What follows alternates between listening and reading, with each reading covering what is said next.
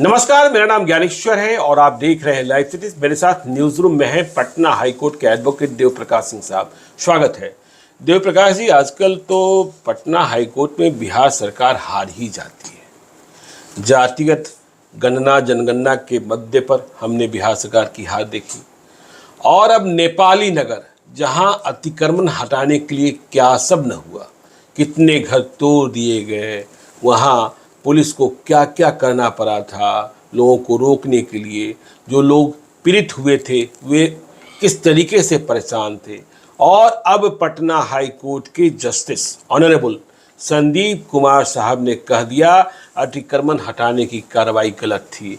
तो अतिक्रमण एक ऐसा शब्द है, जब हम मानते हैं कि इंक्रोचमेंट, तो अतिक्रमण है तो हटाया जाना चाहिए कि नहीं हटाया जाना चाहिए, और यदि अतिक्रमण नहीं है तो फिर यह कार्रवाई क्यों हो रही थी, क्यों बिहार सरकार हार गई। बिहार सरकार तो कर रही, हम सुप्रीम कोर्ट में जाएंगे। नेपाली नगर के लोग कैसे जीत गए और किस तर्क और किसके आधार पर न्यायमूर्ति संदीप कुमार साहब ने यह फैसला सुना दिया। देखिए, यह बात मैं आपको बता दूं, पहले मैंने कहा था कि सरकार कभी भी कोई केस नहीं हारती जी, सरकार हर हाल में जीतती। यह बात अलग है कि यह जो फैसला है यह एक लोकप्रिय सरकार को ही कर देना चाहिए था, उन्होंने किया भी था। लेकिन लोकप्रिय सरकार का ऐसा निर्णय 1024 एकड़ जमीन उस पर लोगों ने कब्जा कर लिया, जानकारी में हुआ या गैर जानकारी में हुआ जी, कि जब सारा कोर्ट बंद, सारा ऑफिस बंद, 2 जुलाई 2022 जी 5 बजे सुबह पहुंच जाते हैं, उसका घर का मालिक हाथ जोड़ता है मेरा घर मत तोड़ो, और घर तोड़ना शुरू कर देते हैं। कल आपके ही शायद चैनल पर हमने किसी नाई का देखा था, छोटा सा मकान था, उसकी पत्नी रो रो करके बोल रही थी, उसके घर तोड़ दिए, बिजली की लाइन काट दी, पानी काट दिया। मतलब ऐसा कैदियों के साथ व्यवहार भी नहीं होता है।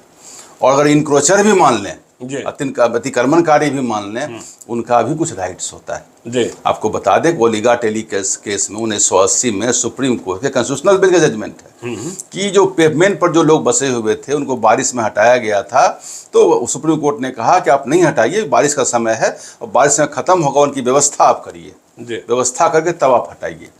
तो अपने यहाँ जब ये जो हाउसिंग बोर्ड जो है, इसने जमीन ली थी 1024 एकड़, जिसको वो राजीव नगर नेपाली नगर हाउसिंग बोर्ड के द्वारा लिया गया था, जो आसियाना दीघा रोड के पूरब और पश्चिम साइड का था। 600 एकड़ था पूरब और 400 एकड़ था पश्चिम। जब वर्तमान सरकार जो सत्ता में है, वो सरकार आई, उन्होंने बड़ा ही एक अच्छा लोकप्रिय हल निकाला था, और उन्होंने एक दीघा लैंड सेटलमेंट एक्ट पास कराया विधानसभा से 2010 में। उसके बाद दीघा लैंड सेटलमेंट स्कीम बना 2014 में, और फिर दीघा लैंड एक रूल बना, Digha acquired land settlement rule 2014 में बना, जिसके तहत यह कहा गया कि जिनके पास 2 कट्ठा जमीन होगी और 25% ऑफ MVR जमा कर देंगे तो उनको हम लोग ओनरशिप दे देंगे। जिनके पास 2 कट्ठा अधिक होगी उनको 50% जमा कर देंगे MVR का, तो उनको हम जमीन दे देंगे। और जिनके पास प्रिंसिपल रोड पर या मेन रोड पर जगह होगी उनको 75% MVR जमा करना होगा। मतलब मार्केट वैल्यू, मार्केट वैल्यू जो उसका होता है, मैक्सिमम वैल्यू रेट जो सरकार का MVR सरकारी रेट होता है। मान लीजिए कोई जमीन का दाम अगर 10 रुपया, सरकार ने 12 रुपया कर दे तो MVR वही माना जाएगा। सरकार हर एक एरिया के MVR रेट तय किए हुए हैं, उस रेट के हिसाब से लगेगा।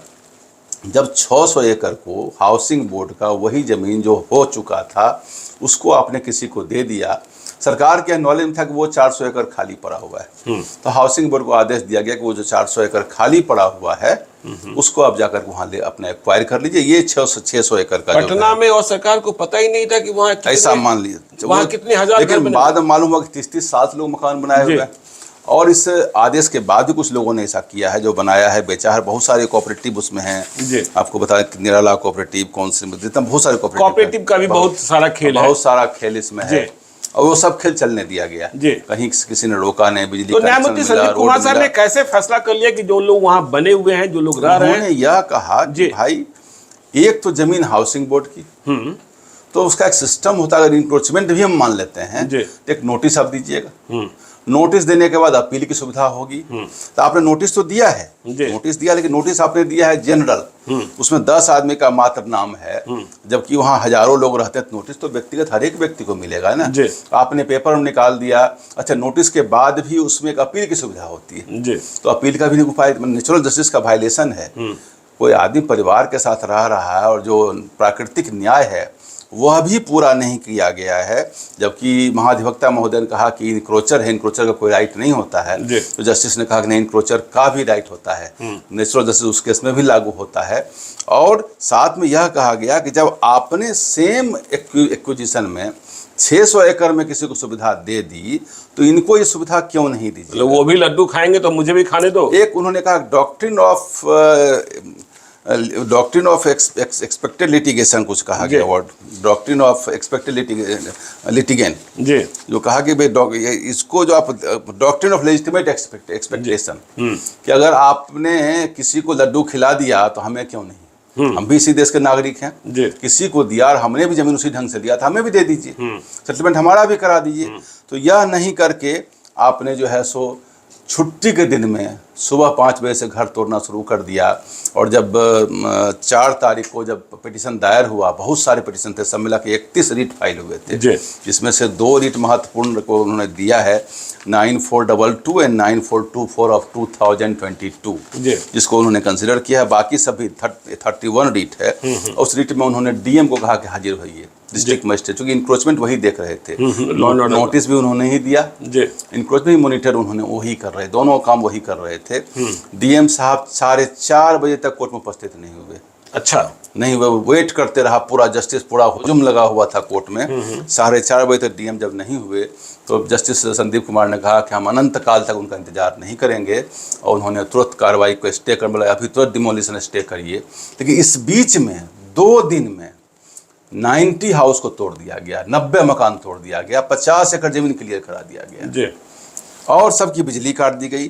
फिर अगले डेट पर हुआ कि लाइन बहाल नहीं हुआ, तो उन लोगों ने कहा कि बिजली विभाग को आदेश दिया लाइन आप बहाल करिए, और बिजली विभाग को भी एक पार्टी बना दिया गया। और पार्टी बनाने के बाद ये केस चला। केस में सरकार के पक्ष से भी दलील रखी गई, इनके पक्ष से भी दलील रखी गई। यह हुआ कि पहले एक्विजिशन जब हुआ था तो लोग लड़ते लड़ते चले गए थे सुप्रीम कोर्ट। सुप्रीम कोर्ट ने एक्विजिशन को सही ठहराया था, जो सरकार ने किया था। हाँ, कहा कि एक्विजिशन सही है जी। लेकिन फिर जब बात यहाँ आई तो सरकार खुद अपने आप एक एक्ट लेके आ गई, स्कीम लेके आ गई, रूल लेकर के आगे आ गई। जब वो लेकर के आ गई तो सेटलमेंट आप करा रहे हैं, तो सेटलमेंट किसी को आप कराते हैं और किसी को आप नहीं कराते हैं। तो उसमें यह भी हुआ था कि ठीक है, जब आप फेल्ड हो गया तो कहा कि ठीक है, जो लोग का घर बना हुआ है, मकान बना हुआ है, उसको एक्स ग्रेसिया पेमेंट एक आप दे दीजिए, क्षतिपूर्ति पेमेंट आप दे दीजिए, उनको हटा दीजिए। क्षतिपूर्ति पेमेंट के लिए 17 करोड़ रुपया लगभग दिया गया, जो डिस्ट्रिक्ट मजिस्ट्रेट को दिया गया जी। लेकिन उन्होंने दिया नहीं किसी को, लेकिन डिस्ट्रिक्ट मजिस्ट्रेट के पास ही रह गया पैसा। वो पैसा किसी पब्लिक को नहीं मिला। ये बात महाधिवक्ता ने खुद एडमिट किया है कोर्ट में। क्यों नहीं मिला? उन्होंने कहा कि लोगों ने केस कर दिया, मुकदमा कर डिस्ट्रिक्ट कोर्ट में जाके कर दिया कि हमारा पैसा कम है। खैर वो तो अधिकार है, अब फोर्सफुली किसी को लिया तो कहेगा कि भाई हमारा पैसा कम मिल रहा है। उन्होंने एक फॉर्म ए बनाया, फॉर्म बी बनाया। फॉर्म ए था जो पहले ओरिजिनल ओनर हैं, फॉर्म बी में था जो ट्रांसफरी जो है, जिनको बाद में मिला है। ऐसे लोग आके भरें और आकर के अब एक्सग्रेसिया पेमेंट आकर के ले जाएँ। लेकिन वस्तुस्थिति यही हुई कि एक आदमी को एक्सग्रेसिया पेमेंट नहीं मिला, और वो सारा पैसा, अब मैं आपको बता दूं कि राजीनगर उस पुराना वाले केस में भी किसी जमीन मालिक को पैसा नहीं मिला है, ना उस केस में पैसा मिला, ना केवल एक्विजिशन। तो चलिए, अब तो फैसला आ गया और जस्टिस संदीप कुमार साहब ने कह दिया। फैसला में इतना ही नहीं कहा उन्होंने, फैसला में कहा कि सारे जमीन वैध हैं जी, सबको आप रहने दीजिए। हाँ। और जिनका आपने घर मकान तोड़ा 5-5 लाख तो तुरंत आप दीजिए सबको, 5-5 लाख। हाँ, उसके बाद बाकी जिनको लेना है वो जाकर के अपना कोर्ट में केस करें, और कोर्ट को कह दिया कि इसका फैसला आप 1 साल के अंदर करिए, 1 वर्ष के अंदर करिए। और इस बीच में जो FIR किया गया था पुलिस तरफ से, 400-500 FIR कर दिया गया था, वो सारे FIR को उन्होंने निष्क्रिय कर दिया, पैस कर दिया कि इसमें सारे FIR खत्म करिए। बिजली विभाग सबको कहा बिजली बहाल करिए। चूंकि ये लोकप्रिय सरकार है ना, और इसमें बहुत सारे केस का उन्होंने उदाहरण दिया, और उन्होंने कहा कि आप नहीं हटा सकते ऐसे केस में। और हमको लगता है कि सब मिला करके तो बहुत सारे जजमेंट उसमें दिए गए थे। नहीं, वो ठीक है, लेकिन अब तो बिहार सरकार करिए, हम सुप्रीम कोर्ट जाएंगे, तो सुप्रीम कोर्ट में क्या बिहार सरकार को फिर कोई मौका मिल जाएगा? नेपाली नगर के लोग अब भी थोड़े से परेशान है कि सरकार कर रही, सुप्रीम कोर्ट जाएंगे, सुप्रीम कोर्ट से क्या फिर बिहार सरकार जीत जाएगी और फिर नेपाली नगर का घर तोड़ दिया जाएगा। सरकार एलपीए में भी जा सकती है, सरकार सुप्रीम कोर्ट भी जा सकती है। और मैं आपको बता दूं कि अभी इसको अंतिम नहीं माना जाना चाहिए, ये इनकी मॉडल कुछ हाँ, चूंकि लोकप्रिय है, चूंकि सुप्रीम कोर्ट भी 1000 लोग को विस्थापित करने में सोचेगी, विश्वास भी घर मकान बना हुआ है, लोग रह रहे हैं। एक बात और है, किसी और को आप सुविधा दे चुके हैं, एक्ट बना के दूसरे को क्यों नहीं, ये अलग बात। लेकिन एक्विजिशन के मामले में एक जजमेंट है Indore development authority versus Manohar Lal का, जो कॉन्स्टिट्यूशनल बेंच का जजमेंट है, जिसका कहीं चर्चा हमने नहीं देखा पूरे बहस में। जस्टिस अरुण मिश्रा के द्वारा प्रिजाइड ओवर हुआ था, उसमें वो जो जजमेंट है वो सरकार के फेवर में जाता है। अच्छा, वो सरकार के फेवर में है। तो एक मामला वही कहीं खटका हमको थोड़ा माइंड में है, बाकी सारे मामले तो इन्होंने डील कर दिया है और उसमें संभावना कम है कि जल्दी रिलीफ कोई दे, चूंकि कोई भी अलोकप्रिय निर्णय नहीं लेगी। और हमें लगता है सरकार भी उसका सेकेंड थॉट दे इस पर, चूंकि सरकार ऑलरेडी 600 एकड़ जमीन सेटल कर चुकी है, तो 400 एकड़ और सेटल करेगी। चलिए, तो मैं एक अंतिम सवाल लेता हूँ। यह भी कहा गया तो दूसरा मकान बनाकर कहीं दीजिए। मकान का मतलब शेल्टर हाउस नहीं, ये भी उन्होंने कहा कि मकान तो ही नहीं, कहीं आपको जैसे डॉर्मेट्री बनाते हैं वो नहीं, जैसा मकान उसको है एडिक्वेट बढ़िया हाउस बना के उनको आप दीजिए, दूसरा जगह दे दी, तब विस्थापित आप कर सकते हैं। मैं एक सवाल लेता हूं आखिरी में कि नेपाली नगर के लोग, राजीव नगर के लोग जो इसके कारण परेशान हुए और अब पटना हाईकोर्ट का फैसला आया है, सरकार कर रही है कि हम फिर से अदालत में जाएंगे, तो इस अवस्था में क्या वहाँ जो रह रहे लोग हैं उन्हें अपने घरों में और निवेश करना चाहिए या अभी रुक जाना चाहिए? वहाँ जमीन खरीदनी चाहिए, बेचनी चाहिए, या इस पर भी विराम लगाए रखना चाहिए? अभी रुकना चाहिए, अभी रुकना चाहिए, अभी रुकना चाहिए, अभी रुकना चाहिए, अभी रुकना चाहिए। अभी खेल बाकी है, खेल बाकी है, नेपाली नगर का खेल बाकी है। खेल बाकी। सरकार अगर सुप्रीम कोर्ट जाने की, अगर सरकार को ही आप इम्प्रेस कर लीजिए, क्योंकि सरकार भी तो कोई बाहर की सरकार नहीं ना, बिहार की सरकार है, आपकी सरकार है, जनता की सरकार है। आप जाके वहाँ इम्प्रेस करिए, वहाँ अपनी बात को रखिए। अगर सरकार मान गई तो सरकार दे देगी उठा करके। तो अभी बहुत खुश होने की जरूरत नहीं। हाँ, ये बात सरकार के लेवल पर भी लॉबिंग करनी चाहिए लोगों को, मुख्यमंत्री के पास लोगों को बना के जाना चाहिए, अपनी बात को रखनी चाहिए। चूंकि इसका मैक्सिमम पार्ट तो हल कर चुके हैं, जो बहुत दिनों समस्या चल रही थी, वर्तमान मुख्यमंत्री ने ही इसको हल किया है, समाधान निकाले। इसका भी हल कोई रास्ता, हमें लगता है सरकार को भी कोई लोकप्रिय रास्ता निकाल के खत्म करना चाहिए। कोर्ट से जो होना था सो हो गया। चलिए, तो कोर्ट से जो होना था हो गया।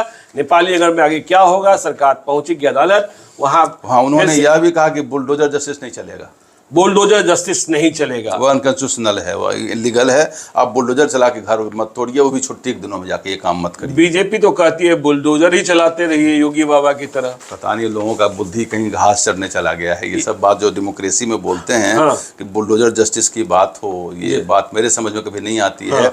सरकार बुलडोजर क्यों चलाएगी? ये लोग, कोई अंग्रेज ने भी बुलडोजर नहीं चला, बुलडोजर तो उसमें था भी नहीं, लेकिन इस ढंग काम अंग्रेज सरकार भी नहीं। तो ये कह दिया गया है इस फैसले में कि bulldozer justice blatant illegal and unconstitutional and unauthorised. Bulldozer से घर नहीं ढा सकते, नहीं ढा सकते। तो सबसे बड़ी खबर तो यही है। बुलडोजर घर नहीं ढाइए, गलत काम किए, वो भी छुट्टी के दिनों में जाके 5 बजे सुबह में, किसी को मौका आपने नहीं दिया है। चलिए, तो ये बड़ी बात आपने बताई देव प्रकाश सिंह साहब ने। तो देखते रहिए लाइव सीरीज को। यदि अब तक आपने हमारे YouTube चैनल लाइव सीरीज को सब्सक्राइब नहीं किया है तो जरूर कर लीजिएगा, और यदि इस वीडियो को आप फेसबुक पेज के माध्यम से देख रहे हैं तो पेज को लाइक कीजिएगा, ट्विटर पर भी हमें फॉलो कीजिए। धन्यवाद।